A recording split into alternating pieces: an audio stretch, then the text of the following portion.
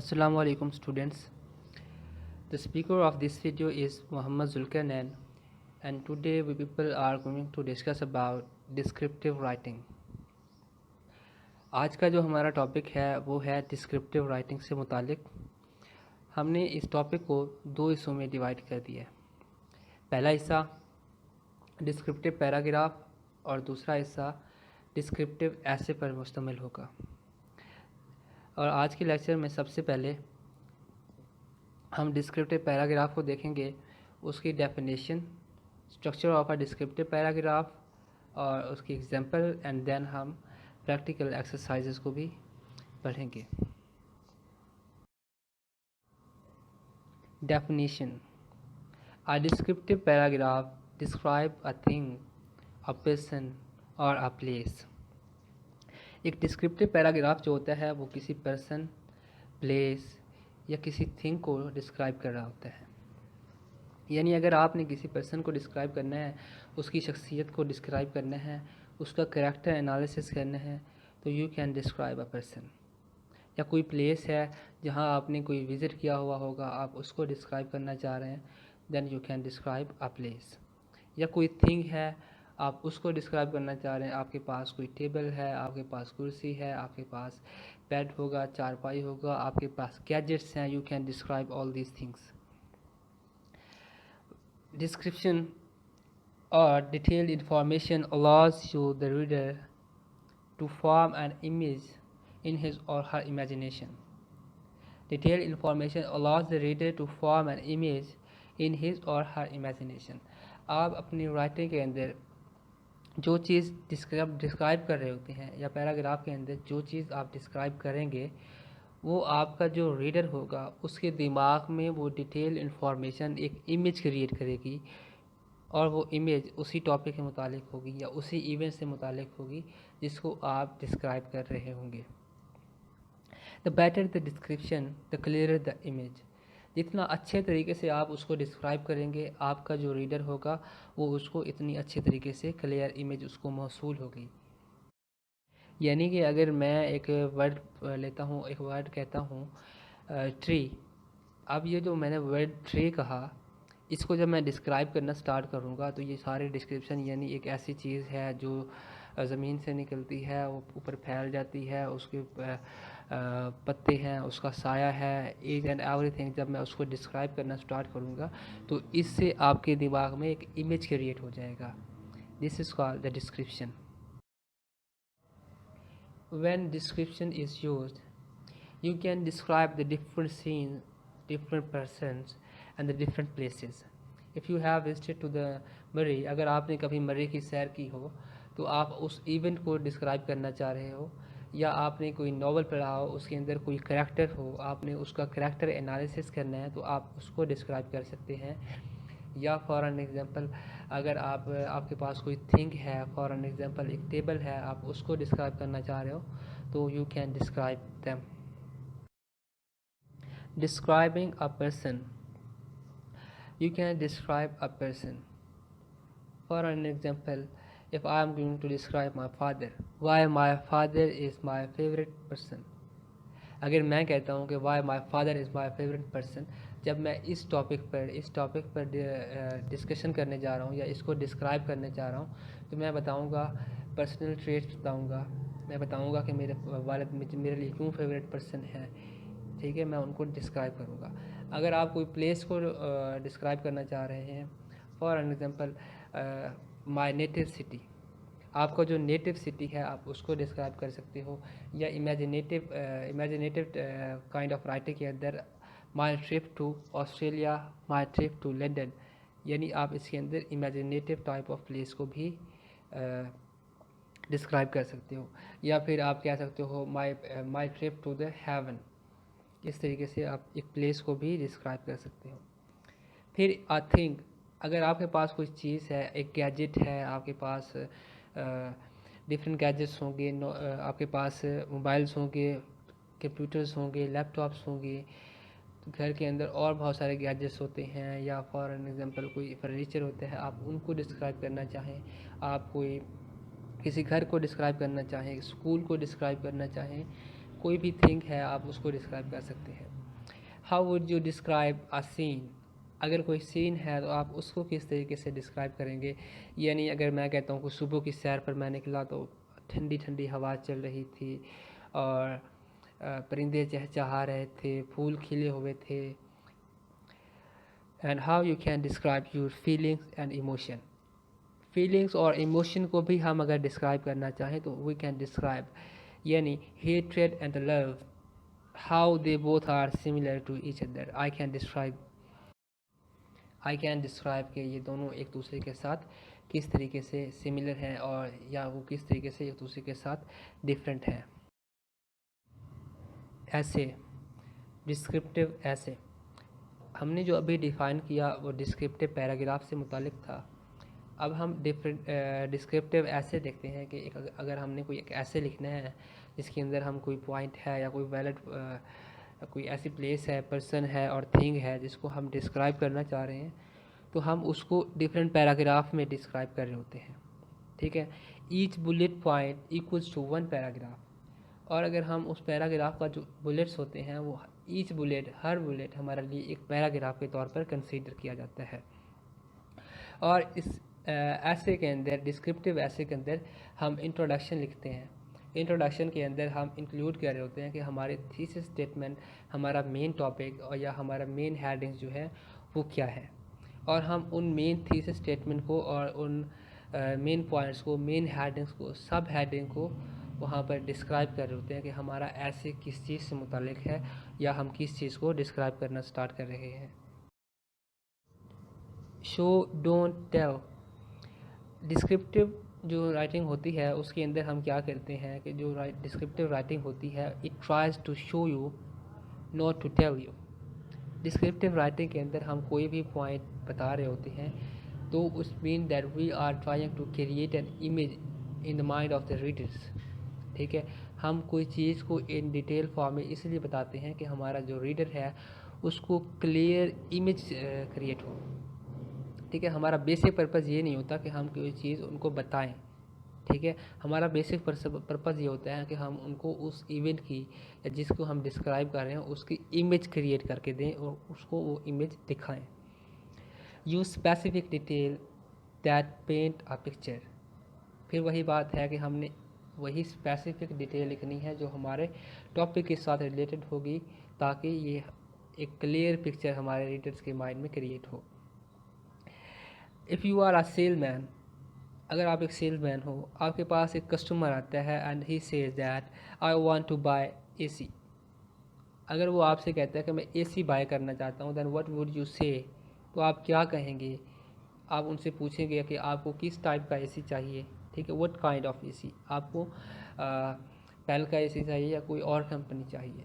ठीक है, आप उनसे ये क्वेश्चन कह सकते हैं और he will describe his need to you कि वो कौन सा एसी लेना चाहता है। Sensory details. Sensory details are dealing with your senses. आपकी जो हिस्स होती है ये सेंसरी डिटेल उसके साथ डील करी होती है। अब आप जिस भी इवेंट पे या जिस भी चीज़ को आप डिस्क्राइब कर रहे हो उस डिस्क्रिप्शन के दौरान अगर आपने कोई चीज़ सुनी, आपने कोई चीज़ देखी, आपने किसी चीज़ की स्मेल महसूस की या आपने किसी चीज़ को छुआ, महसूस किया, you are going to describe each and everything in detail. The sound of chirping the birds. अगर आप सुबह सुबह मॉर्निंग वॉक पे जाएं तो चिरपिंग बर्ड्स की जो साउंड्स आ रही होती हैं, अगर आप उसको उस पर लिख रहे हो तो आपने उनकी साउंड्स के बारे में बताना है। Smell.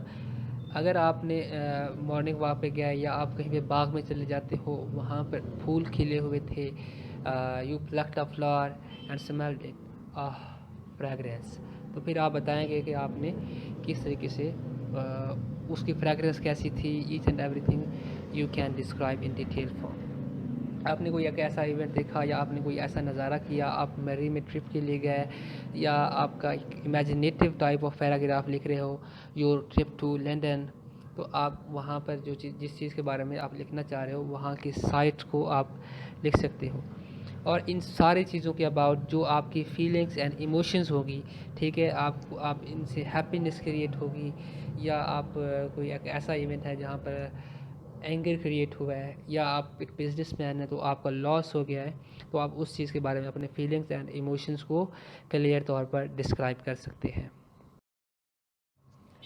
The dominant impression, the impression of your descriptive writing, you are describing the one thing, you know very well that आपका टॉपिक क्या है, आपको पता है आपका मेन टॉपिक क्या है, आपकी मेन थीसिस स्टेटमेंट क्या है, या आपका जो अब जिस चीज़ के बारे में आप लिखने जा रहे हो वो असल में है क्या चीज़।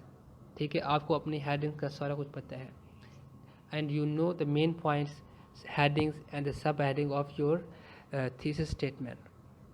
अब जो थीसिस स्टेटमेंट होती है वो डील कर रही होती है आपके मेन पॉइंट के साथ, यानी आपका जो मेन टॉपिक है वो आपका मेन थीसिस स्टेटमेंट होता है जिसके अबाउट आप आगे लिखने जा रहे हो। तो फिर आप उसको क्या करेंगे, डिस्क्राइब करेंगे कि आपका जो मेन टॉपिक है, आपका मेन थीसिस स्टेटमेंट क्या है, आप उसको बताएंगे। और आप ये सारी चीज़ें आपको पता होंगी कि आपने किस चीज़ के अबाउट अपनी राइटिंग करनी है। वो आया कि वो एक रूम है, एक प्लेस है, अ पर्सन है, वो है क्या चीज़। ठीक है, you are really very well aware of your audience and your main thesis statement too. फिर आपने देखना है कि आपका जो ऑडियंस है, आपने उनको जो चीज़ प्रोवाइड करनी है, आया कि वो उस चीज़ से मुतालिक है भी सही कि नहीं। ठीक है, डिस्क्राइबिंग एन ऑब्जेक्ट और अ प्लेस, अगर कोई एक ऑब्जेक्ट है, एक टेबल है, एक चेयर है, एक बेड है, एक मिरर है, लैपटॉप्स है, मोबाइल फ़ोन्स है, आप उनको डिस्क्राइब करना चाह रहे हो, कोई ऑब्जेक्ट है या कोई एक और प्लेस है, या कि वो आपका स्कूल है या कोई प्ले ग्राउंड है, या फॉर एन एग्ज़ाम्पल कोई तारीख़ी मकामात हैं। ठीक है, आप उनको डिस्क्राइब करना चाह रहे हो तो you can describe them too. You may also describe an object or a place with which you have a special connection. Special connection, आपकी कोई पर्सनल अटैचमेंट है जो आपको अच्छी लगती हैं, यानी ऐसी चीज़ें हैं जो आपको अच्छी लगती हैं, उनके ऊपर आप कोई एक डिस्क्रिप्टिव पैराग्राफ लिख सकते हैं या डिस्क्रिप्टिव ऐसे लिख सकते हैं। This could be your high school, ये आपका हाई स्कूल हो सकता है, आ प्ले ग्राउंड हो सकता है, और आ टॉय या कोई गैजेट हो सकता है। फिक्शनल एसेज या फिक्शनल प्लेसेस और आल्सो काउंटेड। अब यहाँ पर एक बात आप देखिए, फिक्शनल ऐसे और नॉन फिक्शनल ऐसे। फिक्शनल ऐसे जो होता है वो इमेजिनेटिव टाइप ऑफ राइटिंग होती है। फॉर एन एग्ज़ाम्पल अगर मैं कहूँ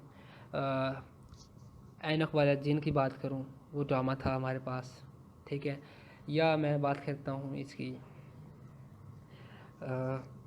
अगर मैं बात करूँ किसकी भाई, कि मैं कल को चला जाऊँगा जन्नत में। ठीक है, मैं कैसा पैराग्राफ लिख रहा हूँ, a visit to the heaven. या फॉर एन एग्जांपल मैंने लंदन का विज़िट नहीं किया हुआ, माई ट्रिप टू लंदन। ठीक है, इस तरीके से जो इमेजिनेटिव तरीके से हम जिस चीज़ को भी लिख रहे होंगे, that is dealing with are fictional writing. Non fictional क्या है, हमारे पास नॉन फिक्शनल के अंदर हम चेंज नहीं कर सकते, द साइंटिफिक स्टडीज़ होती हैं वो। ठीक है, अब अगर आपने कोई एक ऐसी चीज़ को डिस्क्राइब करना है, आप उसको फिक्शनल तौर पर भी डिस्क्राइब कर सकते हो, या कोई ऑब्जेक्ट है, कोई गैजेट है, आप उसको फिक्शनल वे में भी डिस्क्राइब कर सकते हो। अगर आप चाहें तो उसको नॉन फिक्शनल वे में भी डिस्क्राइब कर सकते हैं। Describing and emotions, you are a human being, you have the emotions, feelings. हर इंसान के पास इमोशंस और फीलिंग्स होती हैं, तो हम उस इमोशंस और फीलिंग्स का इस्तेमाल कर सकते हैं। Remember the most sincere emotion you have experienced and turn it into a descriptive essay writing. आपकी ज़िंदगी के अंदर बहुत सारे ऐसे लम्हात आए हुए होंगे जब आप बहुत ज़्यादा खुश होंगे, जब आप बहुत ज़्यादा गुस्से में होंगे, जब आप बहुत ज़्यादा डिप्रेस्ड होंगे, जब कोई आपको नुकसान हुआ होगा, या आपके अंदर कुछ ऐसे डिज़ायर्स होंगी। अब इन सारी चीज़ें जो ये डील कर रहे हैं, ये आपके इमोशंस और फीलिंग्स के साथ रिलेटेड है। अब ये जो आपकी फीलिंग के साथ रिलेटेड हैं, तो आप इमोशन, फीलिंग, इन चीज़ों के बारे में आप इनको डिस्क्राइब कर सकते हो। ठीक है, it doesn't have to be the personal experience. ज़रूरी नहीं है कि ये सारी चीज़ें आपका एक पर्सनल एक्सपीरियंस हो, आप इसको इमेजिनेटिव तरीके से भी लिख सकते हो। It could be an observe one, but it could be, ये ऑब्जर्व ज़रूर हो सकता है, ठीक है। अब अगर मैं कहूँ कि ज़रूरी नहीं है कि आप लोगों ने हार्ट अटैक को फील किया हुआ हो। जब आप इसको लिखना स्टार्ट करेंगे तो यू कैन डिस्क्राइब दैम। अब इसके एग्जांपल है, how love change me, love and the hatred, how they both are similar to each other. Describing a person, इसकी सबसे बेहतरीन एग्जांपल मैं आपको देता हूँ, सीरत-उन-नबी, ठीक है। अब हम उस सीरत-उन-नबी में क्या कर रहे होते हैं कि आप सल्लल्लाहु अलैहि वसल्लम की सीरत को डिस्क्राइब कर रहे होते हैं। आप सल्लल्लाहु अलैहि वसल्लम की उस्वा हसना की बात करते हैं हम, तो उसके अंदर उनकी जो शख्सियत है, उन्होंने जो जो काम किए और जो जो उनकी सुन्नतें हैं, हम उनको क्या कर रहे होते हैं, वहाँ पर डिस्क्राइब कर रहे होते हैं, ठीक है। Pick a person who you know very well, doing so gives you a lot to write about. अब अगर आपने एक ऐसे पर्सन के अबाउट लिखना है जिससे आपकी पर्सनल अटैचमेंट्स हों या जिसको आप बहुत अच्छे तरीके से जानते हों, फॉर एन एग्जांपल आपका कोई फैमिली मेम्बर हो, आपके दोस्त हों, फ्रेंड्स हों, टीचर्स हों, ईटीसी, इस तरीके से जो भी आप जो जिस पर्सन को आप लिखना चाहेंगे तो उनके अबाउट आप एक अच्छे तरीके से उनको डिस्क्राइब कर सकते हैं। You can even write about a celebrity who exposes most of their private life to the media. अगर कोई एक सेलिब्रिटी है, आप उनके बारे में भी लिख सकते हो, जो कि बाज़ औक़ात या अक्सर औक़ात टीवीज़ पर आते रहते हैं और अपनी प्राइवेट लाइफ को एक्सपोज करते रहते हैं। A most famous super hero like a Spiderman, अगर आप किसी पर्सन को डिस्क्राइब करना चाह रहे हैं तो you can also describe an imaginative kind of character too. अगर कोई इमेजिनेटिव कैरेक्टर है तो आप उनको भी डिस्क्राइब कर सकते हो। फॉर एन एग्जांपल, आप कोई पर्सन है, उसके लिए एग्जांपल के तौर पर अगर लें, हम उसको डिस्क्राइब करना चाहें तो how Kim change my life, तो हम किम के अबाउट बताएंगे कि किम ने किस तरीके से लाइफ को चेंज किया। या why my father is my favourite person, ये मेरे वाले साहब मेरे लिए मेरे फेवरेट पर्सन क्यों हैं, हम उनको डिस्क्राइब करेंगे, उनकी क्वालिटीज़ को डिस्क्राइब करेंगे, उनकी शख्सियत को डिस्क्राइब करेंगे। स्ट्रक्चर ऑफ द डिस्क्रिप्टिव ऐसे, अब हम कोई भी चीज़ लिख रहे होते हैं तो उसका कोई ना कोई स्ट्रक्चर होता है। एप्लीकेशन लिखते हैं तो उसका स्ट्रक्चर होता है, लेटर लिखते हैं तो उसका स्ट्रक्चर होता है, हम अगर रिपोर्ट लिखते हैं तो उसका स्ट्रक्चर होता है। अगर हमने एक डिस्क्रिप्टिव ऐसे लिखना है या हमने एक डिस्क्रिप्टिव पैराग्राफ लिखना है तो उसका क्या स्ट्रक्चर होगा। हमारा जो डिस्क्रिप्टिव पैराग्राफ होता है, it mean that it's just a single paragraph. हमने ये नहीं कहा कि डिस्क्रिप्टिव पैराग्राफ्स, ठीक है। जब पैराग्राफ्स मिलकर बनेंगे तो वो ऐसे बन जाएगा। अभी जो हम स्ट्रक्चर पढ़ रहे हैं वो सिर्फ और सिर्फ एक डिस्क्रिप्टिव पैराग्राफ का है, ठीक है। उसके अंदर क्या होता है, each bullet point equals 1 to 3 sentences. हर जो बुलेट पॉइंट होगा वो क्या किसके बराबर होगा, 1 to 3 सेंटेंसेस के।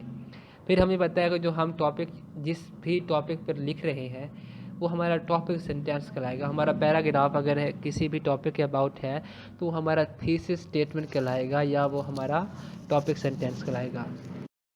अब हमने इस थीसिस स्टेटमेंट को या हमने अपने मेन टॉपिक सेंटेंस को डिस्क्राइब करने के लिए कुछ सपोर्टिंग डिटेल देनी है। अब जो सपोर्टिंग डिटेल होगी वो हमारे इस मेन टॉपिक के साथ या हमारा जो टॉपिक सेंटेंस है उसको सपोर्ट करने के लिए हम जो जो चीज़ें वहाँ पर डिस्क्राइब करेंगे वो हमारी सपोर्टिंग डिटेल कहलाएगी। उसके बाद कंक्लूजन जो होता है वो हमारा restatement of the topic sentence होता है। जो हमने conclusion is just like as an introduction, ठीक है। अब कंक्लूजन में हम क्या करते हैं, हम सेम एज इट इज़ चीज़ नहीं लिखते होते, हम क्या करते हैं, रीस्टेट कर देते हैं, रीस्टेटमेंट कर देते हैं उसको। तो ये हमारा कंक्लूजन कहलाता है। द सपोर्टिंग डिटेल, जो हमने टॉपिक सेंटेंस या हमने अपना मेन सेंटेंस देखा था, मेन थीसिस स्टेटमेंट, उसको सपोर्ट करने के लिए हमने कुछ सपोर्टिंग डिटेल ऐड करनी होती है। अब उसके अंदर हम क्या करेंगे, सबसे पहले हमने अपना यूज़ योर सेंसेस, अपने सेंसेस का इस्तेमाल करना है। यानी हमारा जो मेन टॉपिक अगर फॉर एन एग्जांपल है, the island was a disaster after a ह्यूरिकेन, ठीक है। अब हम अपनी सेंसेस का इस्तेमाल करते हुए देखेंगे कि सी, अब जो हमारे देखने की हिस्सा है उसके अंदर हम देखेंगे व्हाट वी हैव सीन। ठीक है, हमने आई लाइन पर क्या देखा। हेयर, हमने वहाँ पर कुछ सुना। स्मेल, कुछ महसूस किया, हमने कोई स्मेल की। फील, हमने कोई चीज़ महसूस की, छुआ, अगर कोई किसी को कोई चीज़ को छुए हम कुछ महसूस होता है। टेस्ट, अगर हमने किसी चीज़ को चखा होगा तो आया कि वो उस वो कैसी थी वो चीज़। ठीक है, हमने इसको इन डिटेल फॉर्म में डिस्कस करना है थ्रू यूजिंग आर सेंसेस, यानी हमने अपने हिस्स का इस्तेमाल करके ये सारी चीज़ें वहाँ पर डिस्क्राइब करनी है। अब इसकी एक एग्जांपल है कि imagine that you have just stepped out of a planet on to the disaster side of the island. आपने क्या किया, एक प्लैनेट से स्टेप्ड आउट हुए towards the side of the disaster side of the island. तो आपने बताना है कि वहाँ पर जाते हुए सबसे पहले आपने कौन कौन सी चीज़ों को नोटिस किया। Which you smell the dead fish first, क्या सबसे पहले पहले आपने वहाँ पर जो मरी हुई चीज़ें थी जिसको हमने कहा फ़िश, क्या उसकी जो स्मेल थी आपने उसको स्मेल किया पहले पहले, या और मे बी द हीट और the humidity would hit you, या जो वहाँ पर हीट और ह्यूमिडिटी है वो सबसे पहले पहले आपको हिट करने लगी है। और maybe you are stunned by how quiet it with no cars moving and the parks out, यानी वहाँ पर कोई कार मूव नहीं कर रही। ठीक है, और हर तरफ खामोशी छाई हुई है। आप इस बात से क्या आया कि आपने इस बात को सबसे पहले नोटिस किया, या आपने वहाँ पर कोई और चीज़ को सबसे पहले नोटिस किया। You are going to discuss और you are going to describe these points too. Decide what is important. You are really very well aware of your topic sentence and also with your audience.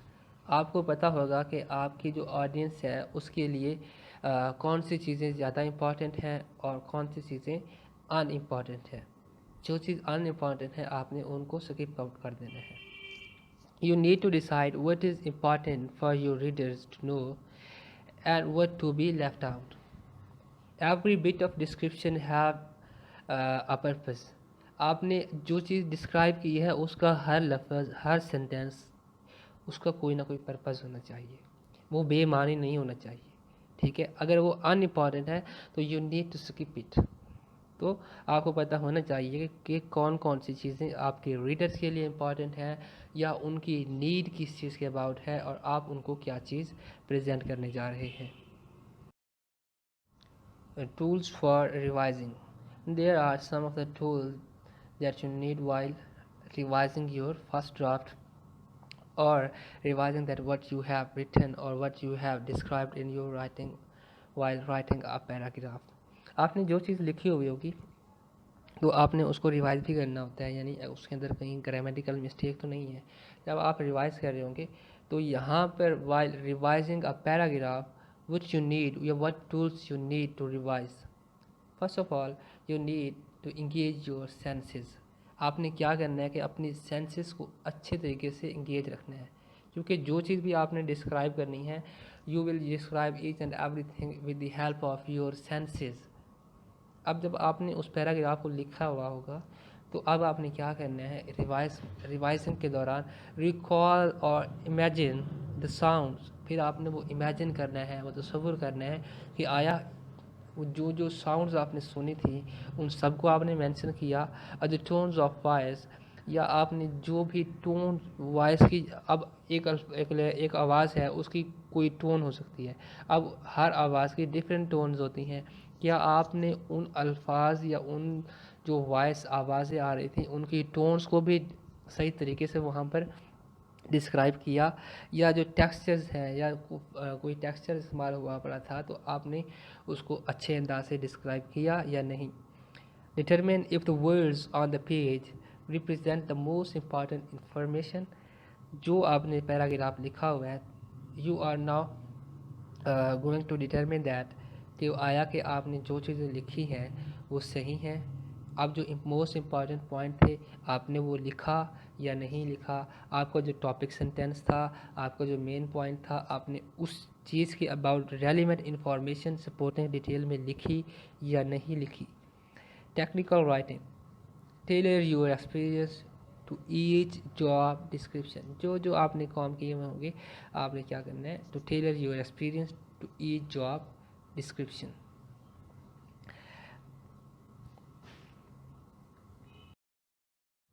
Question to ask while drafting, what did it look like. अब जिस चीज़ के about आप लिख रहे हो, जिस event के बारे में लिख रहे हो, कोई प्लेस है, वो किस तरीके से दिखाई देती है भाई।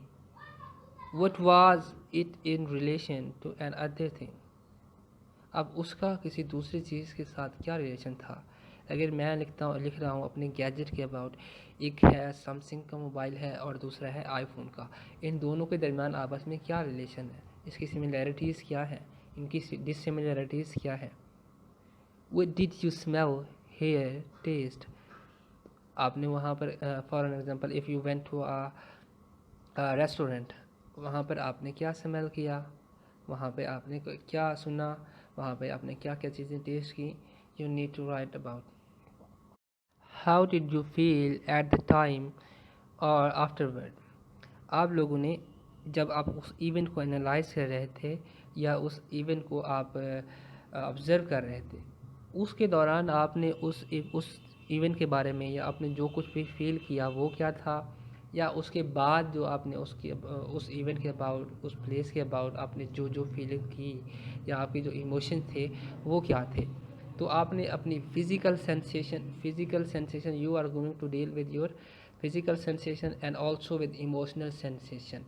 आपने अपने फिज़िकल सेंसेशन के भी बताना है और आपने अपनी इमोशनल फीलिंग्स और इमोशनल सेंसेस का भी बताना है। In effective description, you have to make your description effective. आपकी जो डिस्क्रिप्शन है वो इफ़ेक्टिव होनी चाहिए, यानी जो चीज़ आप डिस्क्राइब कर रहे हैं वो इतना इफेक्टिव हो कि जो हमारा रीडर है वो उस पर अच्छा इम्पैक्ट पड़े और वहाँ पर जाकर एक इमेज पोज करे, वो ईच एंड एवरीथिंग को क्लियरली अंडरस्टैंड कर सके। ठीक है, उसके लिए आपने क्या करना है, जो आपकी इन इफेक्टिव डिस्क्रिप्शन होगी, यानी आपका जो अफेक्टेड डिस्क्रिप्शन है, असरअंदाज जो डिस्क्रिप्शन है जो आपने गलत लिखी हुई है, उसके अंदर जो आपने use of dull and ordinary vocabulary का इस्तेमाल किया है, आपने वो नहीं करना, डल वोकेबलरी का इस्तेमाल नहीं करना। और आपने लैक ऑफ सेंसरी इंफॉर्मेशन जो है, यानी आपने सेंसरी इंफॉर्मेशन का इस्तेमाल करना है और अपने सेंसेस जो हैं उनको एक्टिव रखना है। Fails to follow a logical sequence, जब आप उसको अपने ऐसे को लिख रहे हो, आप अपने पैराग्राफ को, डिस्क्रिप्टिव राइटिंग को नरेट कर रहे हो या लिख रहे हो, राइट कर रहे हो, तो आपका जो पैराग्राफ होगा उसका हर सेंटेंस एक दूसरे के साथ मैच कर रहा हो, यानी हर सेंटेंस का आइडिया दूसरे सेंटेंस के आइडिया के साथ आपस में लॉजिकल कनेक्शन हो, आपस में कोहेजन हो। ठीक है, यानी एक इस तरीके से ना हो कि अगर एक टॉपिक, एक पैराग्राफ के अंदर एक सेंटेंस किसी और टॉपिक के अबाउट है और दूसरा सेंटेंस का जो है वो और टॉपिक के अबाउट है, इस तरीके से बिल्कुल भी नहीं होना चाहिए। और तमाम तर सेंटेंसेस इन लॉजिकल ऑर्डर आपस में एक दूसरे के साथ कनेक्टेड होने चाहिए। अगर आपके पैराग्राफ के अंदर कोई अनफोकस्ड और अननेसेसरीली डिटेल दी गई है, उसको भी आपने स्किप कर देना है। इफ़ेक्टिव डिस्क्रिप्शन, इफ़ेक्टिव डिस्क्रिप्शन जो होती है वो बिल्कुल एक्यूरेट, क्लियर और ग्रामेटिकल मिस्टेक से वो आज़ाद होती है। उसके अंदर वर्ब्स, नाउन एंड मॉडिफायर्स बिल्कुल एक अच्छे अंदाज से इस्तेमाल किए जाते हैं। अब नाउन, वर्ब्स, एडजेक्टिव के जो मॉडिफायर्स होते हैं उनको हमने कैसे इस्तेमाल करना है, ये हम वन बाय वन इसको डिस्कस करते हैं। सबसे पहले हम देखते हैं वर्ब के अबाउट कि जो डल वर्ब्स होते हैं और उनके मॉडिफायर्स होते हैं वो कैसे होते हैं। इसकी एग्जांपल है, I went to the beach past colourful rocks and then I could see him looking into an old log. अब जो एग्जांपल दी हुई है इसके अंदर देखें, सबसे पहला क्वेश्चन रेज हुआ है, हु लुक्ड। अब who looked, I went to the beach, यहाँ ऊपर लिखा हुआ था कि I went to the beach. जब ये went to the beach किया तो almost it is clear that he is the person who looked. What kind of colors? The past colorful rocks. अब यहाँ again question अरेज हुआ है कि what kind of colors? How was the action done? अब again एक और question arrays हुआ है. How was the action done? Verb modifier यानी अब हमने जो विविड वर्ब्स हैं उनको देखना है और उनके मॉडिफायर्स हो. कुछ ऐसे अल्फाज यानी कुछ ऐसे वर्ब्स होते हैं जिनकी जगह पर अगर हम कोई दूसरा लफ्ज़ दूसरा वर्ब का इस्तेमाल करें तो वो बहुत अच्छे तरीके से अपने मीनिंग को डिस्क्राइब करेगा, अपना मीनिंग बहुत क्लियर तौर पर पहुंचाएगा. इसके एग्जांपल लेते हैं कि I was about to fall when I was moving on the road.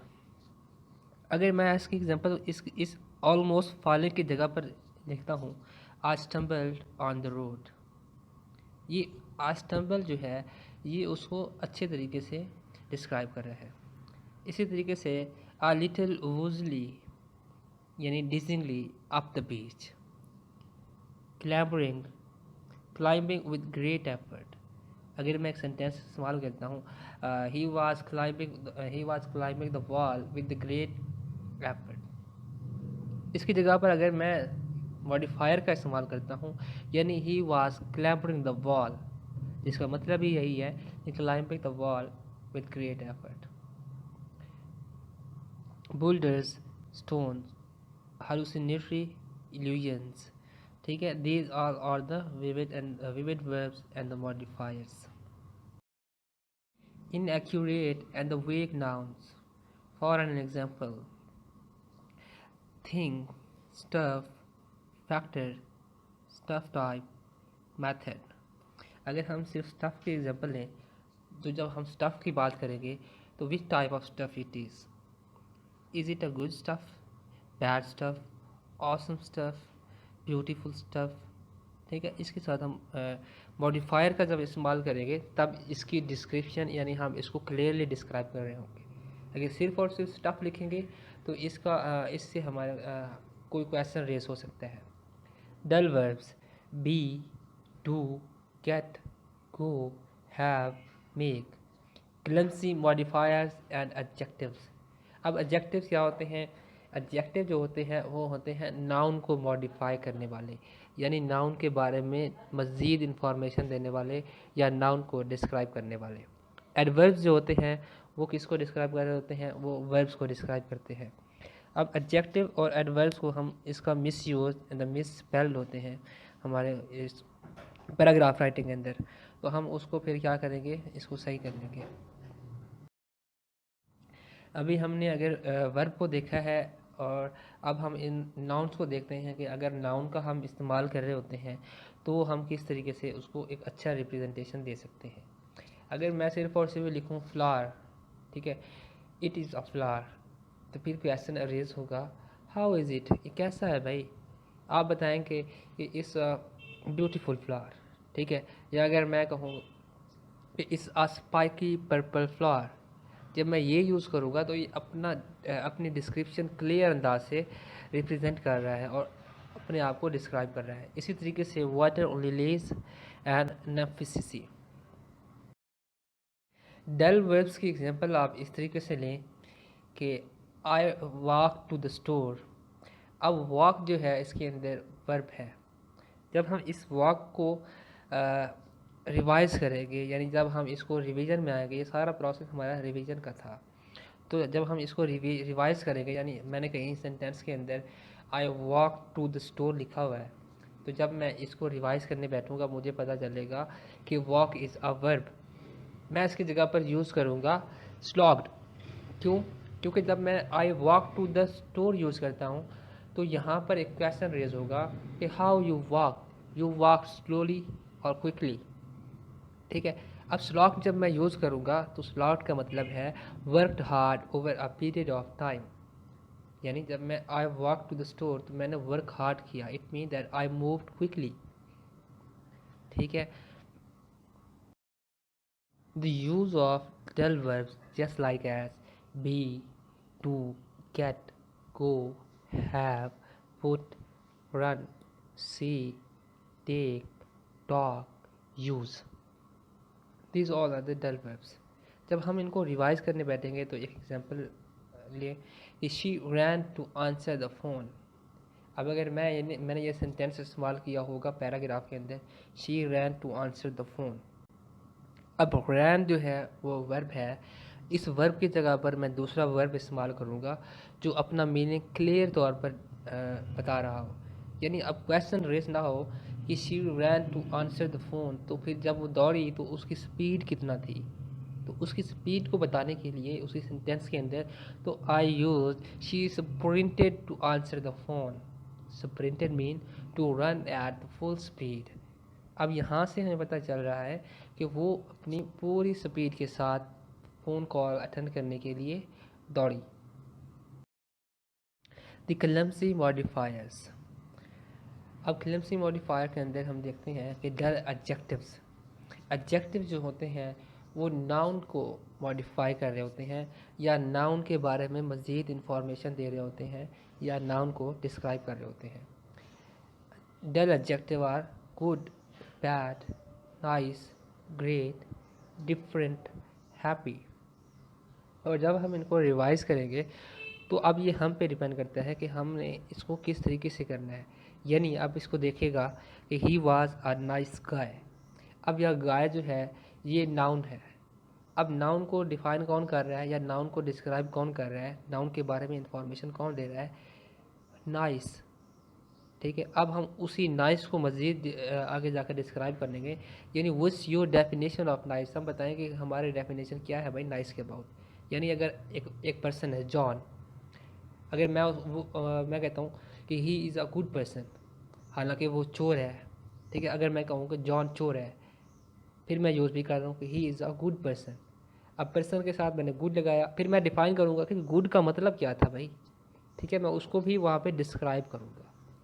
दूसरी example, it was the difficult time for me. It was a difficult time for me. इसके अंदर नाउन मी है. अब मैं बताऊंगा कि जो है ना मी नाउन है, उसको जो मॉडिफाई कर रहा है या उसके बारे में जो मज़ीद इंफॉर्मेशन दे रहा है वो है डिफ़िकल्ट टाइम. अब मैं बताऊंगा कि how is was difficult for me. ठीक है, मैंने उसको डिस्क्राइब करना है और इन अ डिटेल फॉर्म में डिस्क्राइब करना है ताकि हमारे रीडर को ईच एंड एवरीथिंग क्लियर तौर पर पता चल जाए और मज़ीद उनका कोई क्वेश्चन बाकी ना रहे. कंफ्यूजिंग स्टेटमेंट या कंफ्यूजिंग प्लेसमेंट. अब हमारे पास एक सेंटेंस हो, उसके अंदर हमने उन वर्ड का ऑर्डर चेंज कर दिया हो टू क्रिएट अ कन्फ्यूजन. जैसे हमारे पास सेंटेंस एक एग्जांपल के तौर पर है द डैमेज्ड स्टूडेंट्स कार. अब इस सेंटेंस के अंदर हमें ये नहीं पता चल रहा कि स्टूडेंट डैमेज है या car. How a person can be damaged. एक शख्स किस तरीके से डैमेज हो सकता है भाई. कार तो डैमेज हो सकती है, लेकिन उस वर्ड ऑर्डर की प्लेसमेंट सही ना होने की वजह से ये जो सिचुएशन है ये कंफ्यूजिंग प्लेसमेंट के तौर पर हमारे सामने आ रही है. इसकी एक और एग्जांपल है I fought off the dog in my pyjamas. भाई how you can fought off the dog in your pyjamas. या आप इतने सारे पजामाज एक टाइम पे कैसे पहन सकते हो. पजामाज लिखा हुआ है यहाँ पे, पजामा नहीं है. ठीक है, it's just like as a confusing placement due to the different structure of the word formation process. Practice exercise Snow by Lee Martin, a short essay filled with simple but evocative phrases and images.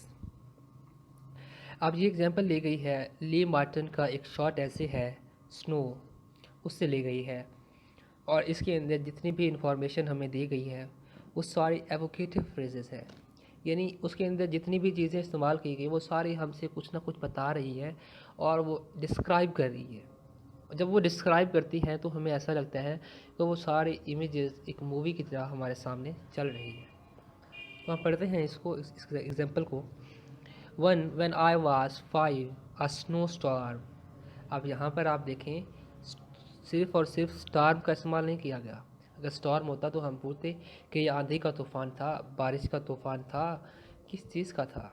ठीक है, इन्होंने clear तौर पर लिख दिया कि a snow storm came overnight, कब आया, overnight, and lingered into the morning, कब ख़त्म हुआ, मॉर्निंग तक वो जारी रहा। We lived on the farm and for some reason I can't recall, my mother and father set out up the lane in my mother's Chevrolet pickups, leaving me in the cafe of my grandmother. Cafe of grandmother. अब यहाँ पर information दी गई है कि cafe किसका था, grandmother का।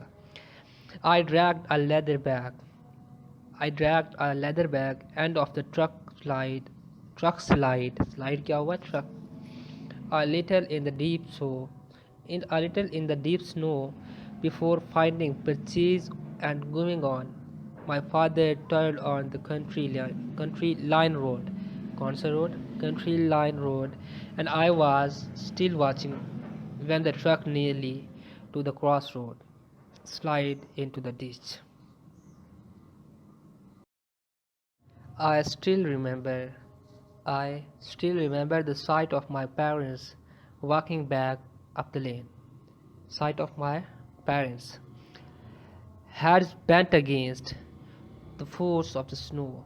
My mother's scarf tied beneath her chin. अब यहाँ पे मज़ीद उसको इन्फॉर्मेशन दी गई है my mother's scarf के बारे में. Tied beneath her chin. The skirt of her dress flapping around her legs. The bill of my father's cap dusted with the snow. किस चीज़ से dust थी? With snow. His cheeks red from the cold. Cheeks red from cold. Although I did not know then, this must have been one of the first times when I sensed that my parents lived inside imperfect bodies. They had tried to move through space and failed. I don't know, as I felt as cold. They carried back to our homes, that this was only one of their many rehearsals for leaving this world. Now I think of their footprints in the lane, pro- proof that they once walked upon this earth. Those footprints disappearing even as I celebrated my parents' return, all sign of them filling in with snow. From the Benedict genre, Essay on a Creative Non-Fiction. अब यहाँ पर कुछ example practices दी गई हैं, तो students को चाहिए कि वो इन प्रैक्टिसेस को खुद सॉल्व करें। मैं ये पढ़ लेता हूँ, तो आप लोगों ने इनको खुद अच्छे से सॉल्व आउट करना है और इनको डिस्क्राइब करना है। The first sentence is my day was very busy. You are going to describe that how is what very busy. My mother had a headache. My friends make me laugh. He was nice. The room was messy. Her hairstyle is wild. Our family vacation has a disaster. Taking tests makes me nervous. My father is a good man.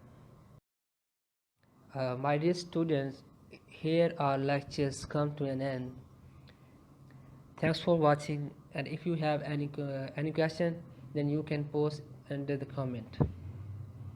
And at the end, I would like to ask you people to subscribe my channel, click the bell icon, and like the video, and also comment your feedback if you like my video, and if you are going to like my effort of making the lectures, then kindly go to the comment box and comment your feedback. I will be really thankful to you people. Thank you so much. Allah Hafiz.